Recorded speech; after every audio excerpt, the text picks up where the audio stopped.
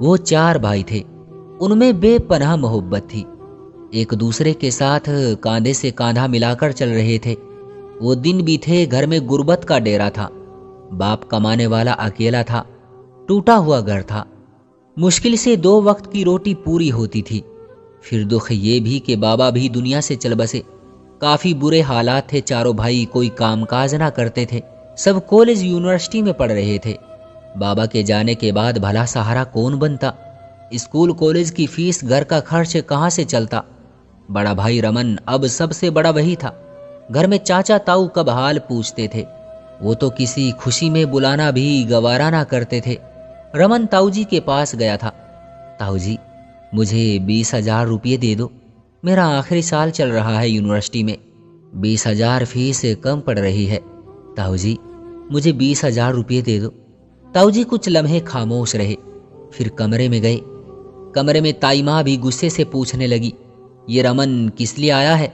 सब ठीक तो है ना? ताऊ जी आहिस्ता से बताने लगे। कहता है 20,000 रुपये चाहिए, स्कूल की फीस देनी है। ताई तंज कसते हुए बोली, कोई जरूरत नहीं इसको 1 रुपया भी देने की। इसकी माँ हमारे साथ सीधे मुंह बात तक नहीं करती। बड़ा आया 20,000 रुपये लेने। दफा करे इसे यहाँ से। सुन लो, अगर हमदर्दी दिखाने की कोशिश की तो पूरा मोहल्ला तमाशा देखेगा।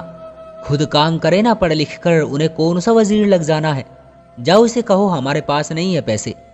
ताऊ जी कमरे से बाहर आए, पास बैठ कर बोले, पुत्र, तुमको तो पता ही है तेरे भाई को मैंने विदेश भेजा है। उस पर 5 लाख रुपए खर्च हो गए।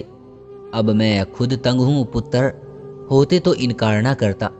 इतने में चाचा भी आ गए। ओए, सब खैर तो है ना? आज यहाँ कैसे?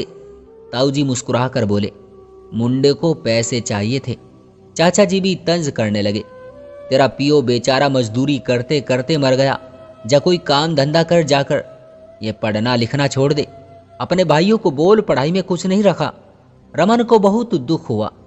काश आज बाबा जिंदा होते। घर आ गया, बहुत उदास था। माँ ने पूछा, पुत्र क्यों परेशान है? रमन ने माँ को सब कुछ बताया कि ताऊ जी और चाचा जी ने क्या किया है। माँ ने हौसला दिया, पुत्र दिल छोटा नहीं करते, कोई बात नहीं, ऊपर वाला देगा पैसे। ऐसा कर, ये ले मेरा कंगन बेचकर फीस जमा कर दे। रमन ने इनकार कर दिया, नहीं माँ, अपने कंगन अपने पास रखें। मुझे एक कपड़े की दुकान पर नौकरी मिल रही है, मैं अब वहाँ जॉब कर लूँगा। छोटे भाई भी घर आए। पढ़ाई में होशियार थे, समझदार थे। दुनिया की कोई बुराई न थी उनमें। न कोई झूठ फरेब, न कोई चालाकी। बाजारों की गलियों में न बैठकर कॉलेज जाते, घर आकर बस पढ़ना। छोटा भाई नब महसूस कर रहा था भाई रमन आज परेशान है। माँ के पास बैठा, मम्मी भाई को क्या हुआ है? भाई आज कुछ परेशान लग रहे हैं। माँ ने प्यार से समझाया, बेटा वो बड़ा है ना, अब सारी जिम्मेदारी उस पर है। परेशान हो जाता है, कह रहा है एक कपड़े की दुकान पर नौकरी मिल रही है, वहां जाएगा कल से।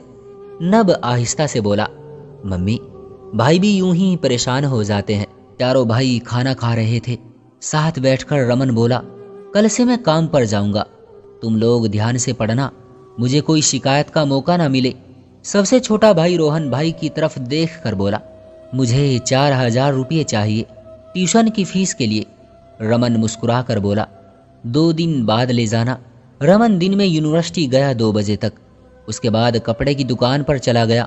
पहला दिन था। दुकान मालिक एक सज्जन इंसान था। वो रमन की मजबूरी समझता था।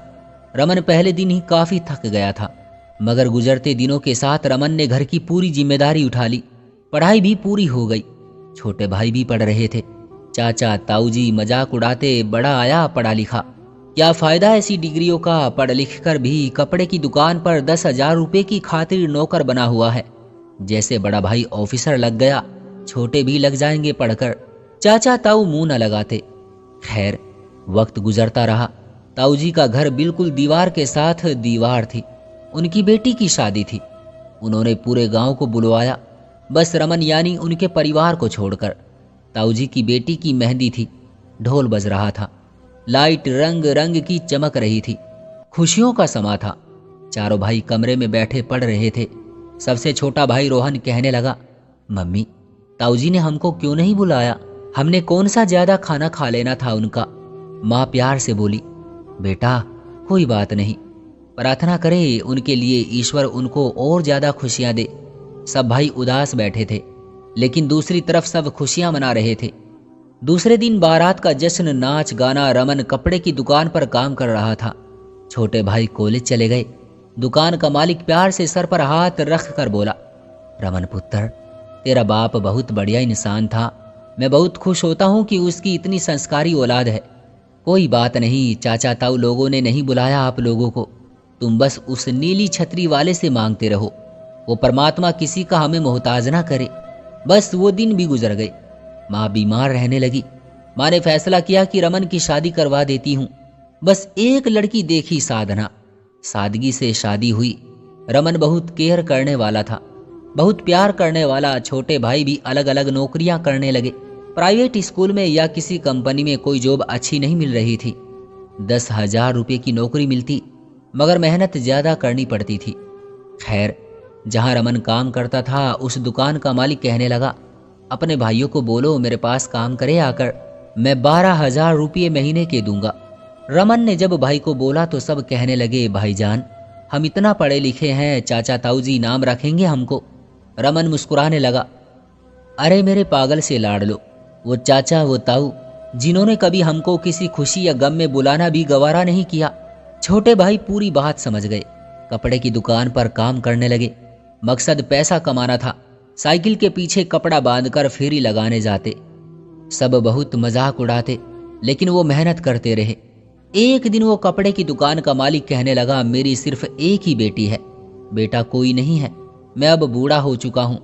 रमन बेटा अगर सोचो तो मेरी बेटी से अपने भाई नब की शादी करवा दो। बात समझदारी की थी। नब की शादी रितिका से हो गई। दुकान खुद संभालने लगे। कुछ महीने बाद वो दुकान का मालिक दुनिया से चल बसा। दुकान चारों भाई चलाने लगे। पढ़े लिखे समझदार तो थे, सब अच्छे मिजाज के थे। धीरे धीरे बिजनेस कामयाब होने लगा। ईश्वर ने मदद की। कपड़े की दुकान बढ़ाते बढ़ाते वो कपड़े को बहुत बारीकी से समझने लगे।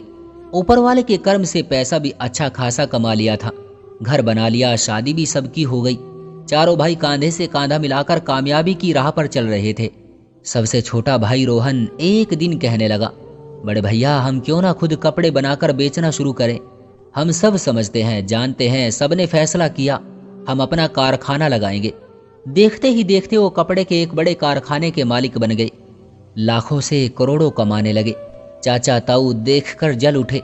ये बिन बाप के बच्चे कैसे पैरों पर खड़े हो गए, कैसे कामयाब हो गए।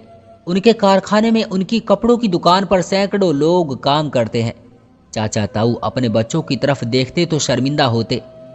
हमारे बच्चे झगड़ा फसाद और परदेशों में धक्के खा रहे हैं, और ये चारों भाई बड़े घर, गाड़ियां, नौकर चाकर, उनकी माँ अनपढ़ गंवार चौधरी बनी हुई है।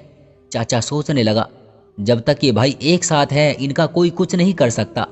इनको किसी तरह एक दूसरे से अलग किया जाए। सारा बिजनेस जायदाद बड़े भाई रमन के नाम पर था। उनके घर काम करने वाली एक नौकरानी बहुत शातिर थी। चाचा ने उसे कुछ पैसे दिए, कहने लगा, रमन के छोटे भाई की बीवियों के कान भरना, सब कुछ बड़े भाई के नाम है। आपके पति इतनी मेहनत करते हैं, कल को आपके बच्चे भी होंगे। सब कुछ तो बड़े भाई के नाम है, क्या पता कब उनकी नीयत बदल जाए।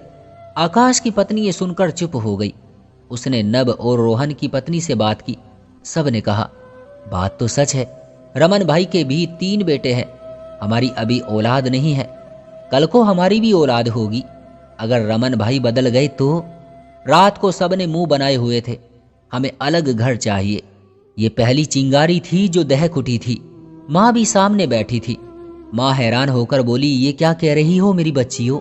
लेकिन औरत के दिमाग में जब कोई डर बैठ जाए तो मौत तक नहीं निकलता। वो जिद लगाए बैठी थी, अलग घर और प्रॉपर्टी से हिस्सा। आकाश, रोहन, नब ने अपनी पत्नियों को समझाया भी, लेकिन किसी हद तक वो सच कह रही थी। रमन भाई प्यार से बोले, ये सब आपका ही तो है। आकाश की पत्नी बोली, हमारा है तो भाई हमको दे दे। हर रोज ये बात बढ़ने लगी। तमाशे होने लगे। घर में बेसुकूनी छाने लगी। सब भाई अपने अपने हिस्से का सोचने लगे। कारोबार से ध्यान ही जाता रहा। एक दूसरे के लिए दिल में शक सा बैठ गया। इस महीने 30 लाख रुपयों का नुकसान हो गया, क्योंकि वो पहले की तरह लगन से काम करना छोड़ गए थे। रमन भाई ने बहुत समझाया, लेकिन छोटे भाई अब गिरेबान तक आ पहुंचे। माँ ने समझाया, रमन बेटा, बेहतरी इसी में है, अब बंटवारा कर दिया जाए। वकील आ गया। माँ रो रही थी। रमन बहुत उदास था, अपने भाइयों की तरफ देख रहा था। भाई एक घर एक छत से जी जान से जुदा होने लगे थे। चाचा ताऊ का प्लान कामयाब हो गया था। चारों भाई अपना अपना बिजनेस करना चाहते थे, मगर अब तो ये बर्बादी की तरफ बढ़ रहे थे। वो नौकरानी फोन पर बात कर रही थी, साहब जी बहुत मजा आ रहा है, आज वकील आया है, बंटवारा हो रहा है। ये बातें रोहन की पत्नी ने सुन ली। उस नौकरानी के मुंह पर थप्पड़ मारा। बोल किससे बात कर रही थी? नौकरानी पहले चुप रही, फिर मुंह खोलना पड़ा। मैडम, वो रमन साहब के चाचा और ताऊ जी ने मुझे ऐसा करने के लिए कहा था। नौकरानी ने सबके सामने जुर्म स्वीकार किया। सब भाई जलती आंखों से उस नौकरानी को देखने लगे, फिर घुटने के बल बैठकर बड़े भाई से माफी मांगने लगे। इतना तो समझ गए थे, जब तक हाथ में हाथ है परमात्मा का आशीर्वाद है और कोई भी हमारा कुछ नहीं बिगाड़ सकता। जैसे ही लोगों की बातों में आए, एक दूसरे पर भरोसा करना छोड़ा, बर्बादी की तरफ चलने लगे। सब भाई सीने से लगकर फिर से अपनी मंजिल की तरफ चल दिए। अपने जो बर्बाद करना चाहते थे वो मुंह छुपाते फिरने लगे। दोस्तों, आप भी अपने आसपास ऐसे फसाद बोने वाले अपनों को महसूस करें और अपने भाई से कभी जुदा ना हो जाना। एक दूसरे का हाथ थामे रखना। जब तक साथ हो तो लोग आपका कुछ नहीं बिगाड़ सकते। जैसे ही एक दूसरे का गिरेबान पकड़ोगे, लोग कुत्ते की तरह आप पर भौंकने लगेंगे और आपको बर्बादी तक ले जाएंगे। क्यों दोस्तों, सही कहा ना मैंने? आपकी क्या राय है इस कहानी के बारे में? कमेंट करके हमें जरूर बताएं। वीडियो को लाइक कर दीजिए और चैनल को सब्सक्राइब कर लीजिए ताकि आने वाली वीडियो आपको तुरंत मिले। मुझे दीजिए अगली वीडियो तक इजाजत। तब तक के लिए धन्यवाद।